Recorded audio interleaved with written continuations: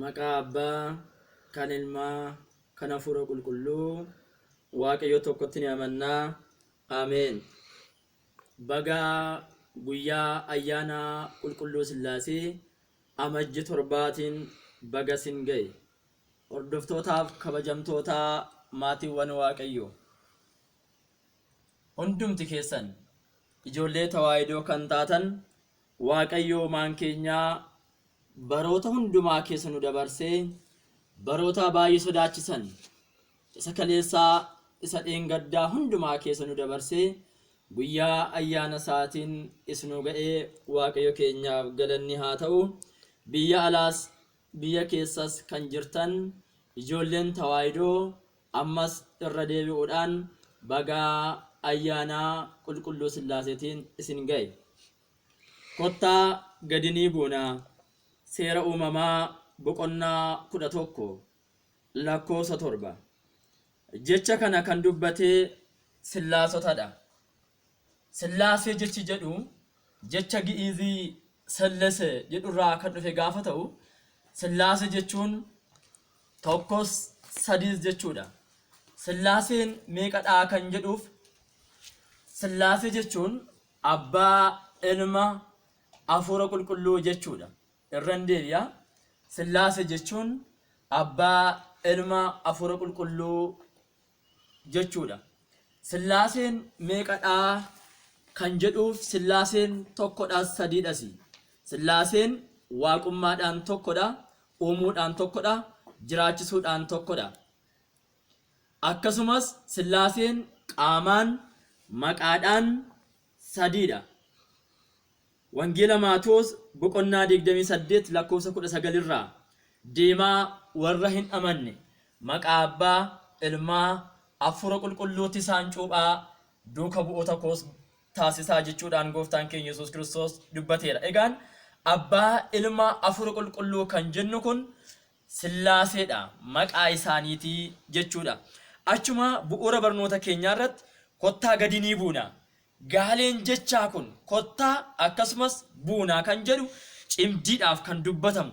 Cimdiin kunis yookaan jecha cimdiidhaaf kan dubbatame Waaqayyo gargaarsa qaama biraa barbaade osoo hin taane, deeggarsa qaama biraa barbaade osoo hin taane, kottaa gadi buunaa kan jedhu akkuma abbaan keenya qulqullichi Diyoosqoriyoos qiddaasee isaa irratti እግዚአብሔርሰ ንጉሡ ኢቱ ዘእምቅድመ ዓለም Waaqayyo addunyaa kana osoo hin uuminiyyuu inni mootiidha akkuma jedhu, Waaqayyo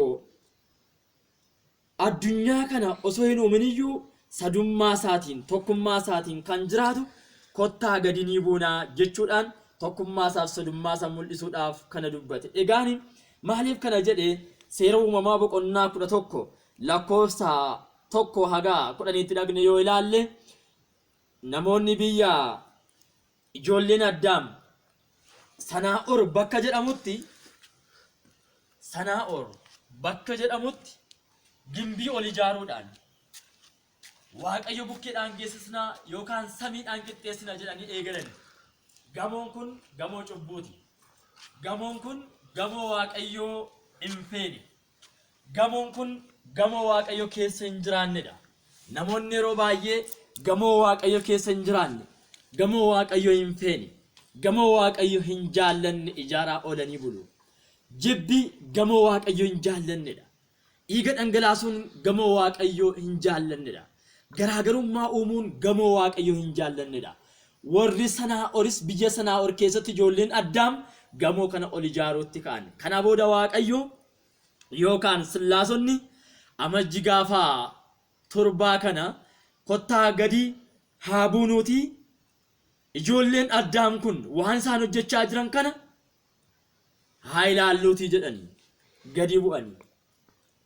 Kana booda ijoolleen Addaam Sanaa'or dirree Sanaa'or irratti waan Waaqayyo hin barbaanne, waan Waaqayyo hin feene, waan Sillaaseen hin jaallanne hojjechaa jiru. Gamoo cubbuu ijaaraa jiru.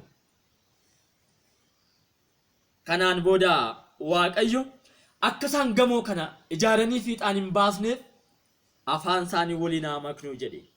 Afaan isaaniis waliin make. Waaqni hundumaa danda'u Sillaaseen afaan jira kana waliin make. Kana booda afaan isaanii Waaqayyo gaafa waliin maku tokko dhagaa gaafa ajaju bishaan fida. Jiroonni afaan tokko dubbachaa turan maatiiwwan Waaqayyo afaan cubbuudhaan kan dhuftedha. Afaan sababa cubbuutiin kan dhuftedha. Gamoo cubbuutii jechaadha. Afaaniin har'a gamoon cubbuu ijaaramaa jiru amma naa hin qabu. Kanaaf gamoo cubbuu ijaaruun nurraan barbaachisu.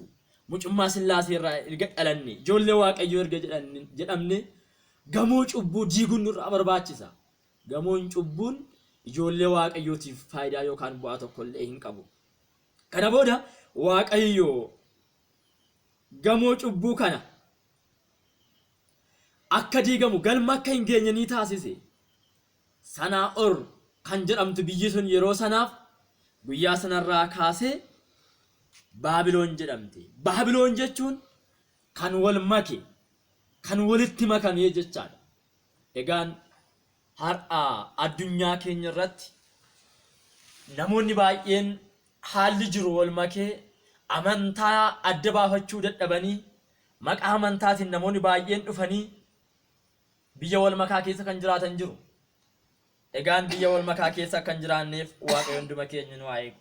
Kanaaf waa'ee biyya Baabiloon irraa kan barannu inni guddaan Sillaaseen jiraachuu isaa. Sillaasee jechuun abbaa ilma afura qulqulluu ta'uu isaa, akkasumas Sillaaseen waaqummaadhaan tokko, uumuuf jiraachisuudhaan tokko, maqaadhaan qaamaan sadii ta'uu isaanii sirriitti ni hubanna. Inni kan biraan waa'ee Baabiloon irraa kan barannu macaafa Kufaalee boqonnaa 5:2 irraa guyyaa sanarraa kaasee jedha.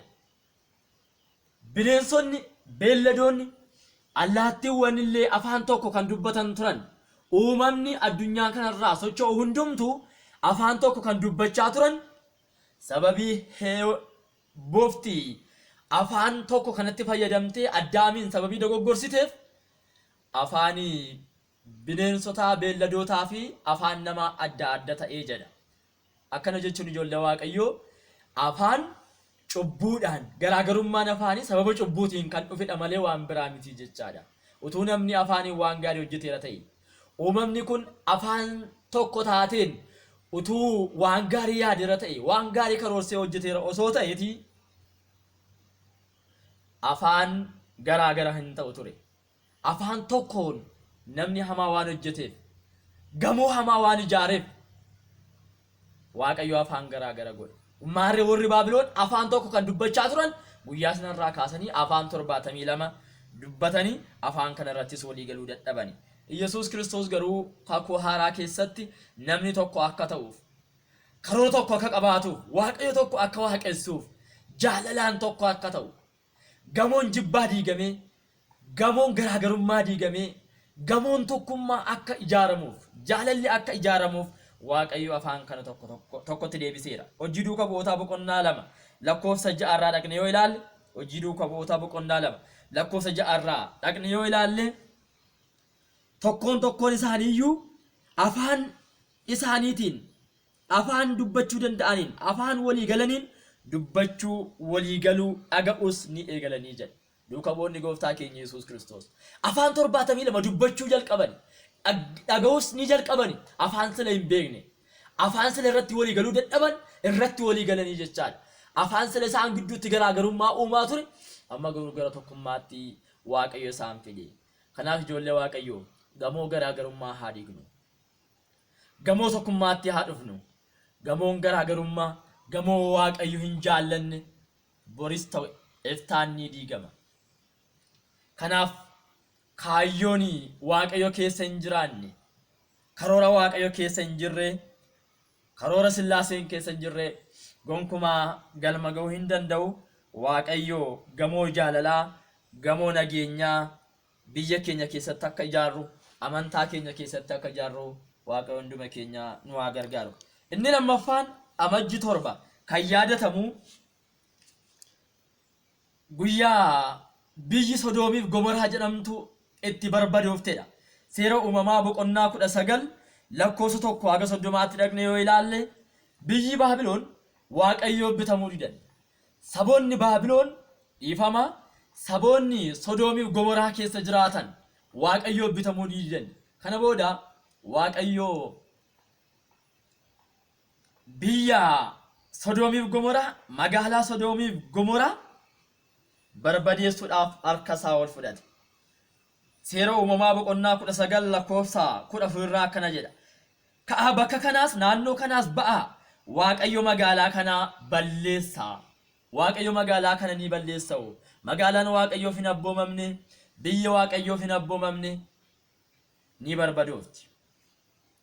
Egaan ijoolleen Looxis Loox faana, haati manaan Looxis Loox faana biyya Sodoomii fi Gomoraa biyya baduuf jettu sana keessaa mataa isaanii olfachuudhaaf ni adeeman. Seera uumamaa boqonnaa 19 lakkoofsa 17 irraa akkuma jedhu mataa kee olfadhu booda keessa hin ilaalinii jedha. Ijoollee Waaqayyo namoonni amananii ka'anii booda isaanii ni ilaalu. Nuti garuu amantaa keenyatti booda ilaaluun hin barbaachisu. Booda ilaaluun shakkiidha. Amantaa ofii keessatti booda ilaaluun, dudduba ofii ilaaluun badiidha. Haati manaa Loox booda hin ilaalin jedhamteetti. Abboommiin kun itti kennameera, ajajni kun itti kennameera. Haati manaa Loox garuu ajaja kana cabsitee gara dudduba ishee ilaalte. Seera uumamaa boqonnaa 19 lakkoofsa 25 haga 27 dhaqne yoo ilaalle haati manaa Loox gara dudduba ishee ni ilaalte, dhagaa soogiddaa taatee saaftee jedha. Egaan namni amantaa isaa irratti booda ilaalu, amantaa isaatti sabni hin jabaanne, dhaloonni amantaa isaatti hin jabaanne, dhaloonni dudduba isaa ilaalu dhagaadha. Namoonni har'as dhagaa ta'an baay'eetu jiru. Dudduba isaanii ilaaluudhaan, amantaa isaanii irratti shakkii uumuudhaan, gamoo cubbuu dhaggeeffachuudhaan, gamoo cubbuu keessa kan jiru sagalee sobaa dhaggeeffachuudhaan, gara gamoo sobaa keessa galuudhaan dhagaa soogiddaa ta'anii kan jiran dhaloota baay'eetu jiru. Hin dhaga'u malee kan hin qalbeeffanne, hin dubbatu malee laphee isaanii keessaa sagaleen Waaqayyoo kan hin jiraanne dhaloota baay'eetu jiru. Isaan kun dhagaa soogiddaa warra ta'anidha. Haati manaa Loox dhagaa soogiddaa taatee haftee duuba ishee ilaaluudhaan. Duuba keenya ilaaluun hin barbaachisu. Fuuldura keenyatti haa fiignu akka qulqullicha Phexros. Qulqullichi Phexros bartoonni gooftaa keenya Yesuus Kiristoos dubbii sagalee Waaqayyoo galmaan kan ga'an seefii osoo hin sodaatin yookaan billaa osoo hin sodaatin sagalee Waaqayyoo galma ga'uudhaaf addunyaa bushoofte kana ashaboo taasisuudhaaf sagalee Waaqayyoo adaraatti kenname galmaan ga'uudhaaf sodaa tokko malee fuulduratti fiiganii dudubatti osoo hin taane gidiraan meeqa osoo isaan mudatu. Kanaaf ijoollee Waaqayyoo addunyaarra jirra. Addunyaarra amma jirrutti immoo qorumsa nurra jira. Qorumsi immoo dhuma kiristaanaa miti. Qorumsa kanarra tarkaanfannee duduba keenya ilaaluu dhiisne sagalee Waaqayyoo galmaan akka geenyu mootummaa Waaqayyoof akka argannu eeyyama isaa guddaa nuuf haa ta'u. Egaan walumaa galatti seenaa Amajjii 7 irraa kan barannu sabni Waaqayyoof hin taane ni bada. Karoorri Waaqayyoof keessa hin jirres galma hin ga'u. Elaa gaafa hojii keenya jalqabnu Waaqayyoon fuuldura keenya haa buufannu. Deemsa daandii keenyaa gaafa eegallu Waaqayyoon fuuldura haa buufannu. Namummaa keenya cubbuudhaaf gurguruun nurraan barbaachisu. Tokkoffaa Moototaa boqonnaa 20 lakkoofsa 21 irraa akkana jedha. Namummaa kee cubbuutti gurgurteettaa jedha. Namoonni baay'een namummaa isaanii cubbuutti gurguranii, nyaatatti cubbuu isaanii gurguranii, jireenya addunyaa kanaatti foon isaa gurguranii, foon isaanii qofaa jiraachisuudhaaf lubbuu isaanii kan boriitiif yaaduu dhiisanii namummaa isaanii cubbuutti gurguranii addunyaa kanarra kan deddeebi'an baay'eetu jiru. Egaan ijoollee Waaqayyoo aniif isin garuu namummaa keenya cubbuutti gurguruu dhiisne namummaa keenyaaf lubbuu keenya jireenya hafuuraatti hidhannee jireenya hafuuraaf laannee Waaqayyoo bitamnee saba Waaqayyoo wajjin jiraatu. Ijoollee Waaqayyoof abboomaman ajajaman taane addunyaa sodaachistuuf dhiphistuu bara sodaachistuuf dhiphistuu bara baay'ee wal makaa kana keessa akka dabarru Waaqayyoon dhuma keenya nu haa gargaaru. Faarsaa Daawit 126 yookaan 127 lakkoofsa 1 irraa akkana jedha. Waaqayyo mana yoo ijaare malee ijaartonni ufumaa dadhabu waaqayyo biyya yookaan magaalaa yoo eege malee eegdonni ufumaa dhama'uu jedha. Faarsaa Daawit faarsaa 126 yookaan 127 lakkoofsa tokkorraa waaqayyo yoo mana ijaare malee mana ijaartonni ufumaatii dhama'u, ogeessonni ufumaatii dhama'u. Waaqayyo yoo biyya eege malee yookaan magaalaa yoo eege malee warri biyya eegna jedhan, warri magaalaa eegna jedhan ufumaatii dhama'u yookaan dadhabuu jedha. Maatiiwwan waaqayyo biyya keenya kan eegu waaqayyoodha. Yeroo baay'ee sodaatu nurra bula.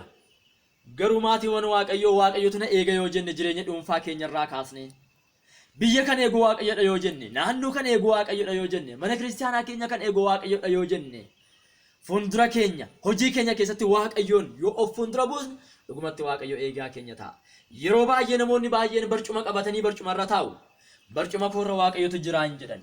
Taayitaa gaafa qabaatan yookaan taayitaarra gaafa ta'an taayitaa kanarra kan jiru waaqayyoodha. Biyya kana kan gaggeessu waaqayyoodha hin jedhani. Aangoo kootu gaggeessaa, anatu gaggeessaa, humna kootu gaggeessaa jedhaniitu dubbatu. Garuu dhugumatti biyya kan gaggeessu waaqayyoodha jedhee namni tokko yoo dubbate, teessoo kanarra kan jiru waaqayyoodha jedhee yoo dubbate dhugumatti waaqayyoo isa duukaanii gaggeessa. Garuu anatu biyya gaggeessa yoo jedhe biyya gaggeessuu hin danda'u. Yoo rafee fuuldura isaa kan jiru afaan qawweeti. Yoo taa'ee fuuldura isaa kan jiru afaan qawweeti. Kana dhaardhallee kan nu goolu. Waaqayyotu gaggeessaa godha jechaa hin jirru. Waaqayyotu biyya kana gaggeessa jechaa hin jirru. Waaqayyotu naannoo kana gaggeessa jechaa hin jirru. Waaqayyotu gaggeessaa jennee taaman. Barcuma kanarra kan jiru waaqayyoodha jennee haa amannu. Biyya kanarra kan jiru harka waaqayyooti jennee haa amannu. Utuu kaleessa dheengaddaa harki waaqayyoo biyya kanarra hin jiru ta'eeti silaatii akkuma dhibee sodaachisaan addunyaa hedduu rukutaa jiru, addunyaa bee hedduus lubbuu hedduu galaafataa akkuma jiru biyya keenyas lubbuu dhaloota keenyaa hedduu ni dabarsa ture. Garuu harka keenya kan eegaa jiru waaqayyo, biyya keenya kan eegaa jiru waaqayyo, naannoo keenya kan eegaa jiru waaqayyo, mana amantaa keenya kan eegaa jiru waaqayyo, tokkoon keenya kan eegaa jiru waaqayyo, gola tokkoon keenyaa kan eegaa jiru waaqayyodha. Kanaaf taayitaarra kan jiru, barcumarra kan jiru, teessoorra kan jirru waaqayyotu jira haa jennu. Biyya keenya waaqayyotti haalaan, naannoo keenya waaqayyotti haalaan, mana kiristaanaa keenya waaqayyotti haalaan, jireenya tokkoon keenyaa waaqayyotti haalaan, Sillaaseetti haalaan, sillaasonnis eebba isaaniitiin biyya kana ni geggeessu. Biyya keenya amantaa keenya kan nu geggeessaniif eeyyama isaanii guddaa nuuf haa ta'u. Egaan Ibroota boqonnaa 10 lakkoofsa 39 nuti garuu lubbuu isaanii fayyisuuf warra amanan keessaati malee gara badiisaatti booda kan deebi'an miti jedha. Ibroota boqonnaa 10 lakkoofsa 39 irraa nuti garuu lubbuu isaanii fayyisuuf warra amanan keessaati malee warra lubbuu isaanii balleessuudhaaf duubatti deebi'an keessaati miti jedha. Ijoollee waaqayyoo warri jedhamne mucummaa Sillaasee irraa warri dhalanne gamoo jaalalaa kan ijaaraa jirru, gamoo nageenyaa kan ijaaraa jirru, kan ijaaraa jirtan, jaalala kan uumaa jirtan, tokkummaa kan uumaa jirtan, hoolaan mana kiristaanaa keessa seentee dhugaatii gaarii akka dhugdu, nyaata gaarii akka nyaattu mana waaqayyoo keessa, marga gaarii akka dheeddu gochaa kan jirtan, gibbii qulqulluu keessatti kan walitti qabaa jirtan, amantii dhugaa qabattanii jirtu, badiirras hin jirtani, jireenyarra jirtu, haa jabaan. Hoolaa waaqayyoo gibbii keessaa gad oofuu irratti hin bobba'ina. Gibbii waaqayyoo keessatti ol deebisuu irratti haa bobba'an. Gamoo jibbaa haa diignu, gamoo jaalalaa haa ijaarru. Sillaaseen hunduma keenyaa baranaan kan nu taasisee, nama baranaa kan nu taasisee, nama bara girees nu haa taasisu. Waaqni nu jalqabsiisee, nu xumursiisee, maqaan isaa kan galatameef kan ulfaatu nuuf haa ta'u. Galanni waaqayyoof. Egaan maatii waaqayyoo abbaa keenya sagalee waaqayyoo sagalee jiraataa sagalee bara baraa kan nu dhageessanii dhugumatti waaqayyo gooftaan sagalee jireenyaa isin haa dhageessisu jecha dhaaltu mootummaa isaatiif isaan haa qopheeffatu. Egaan maatii waaqayyoo nummoo warra baratee nama firii 30 firii 60 firii 100 buusee hirmaattuu maaddiisaa dhaaltu mootummaa isaa ta'u waaqayyo hunduma keenya nu haa taasisu. ameen maatii waaqayyoo kan baranaan waaqayyo nu ga'e hammas bara dhufuun nu haa ga'u jecha sagalee waaqayyo kana immoo sheeriif laayik shii waliif gochuudhaani saabskraayib waliif gochuudhaani firii ta'aa hidoo tuubii bakka jirtanitti hundumtiyyuu yoo xiqqaate nama 10 sheer gochuudhaani saabskraayib laayikiif sheer waliif gochuudhaani akka nu hordoftan isiniin jennaa waaqa kakaasee jalqabsiisee nu xumursiiseef galanni isaaf haa ta'u.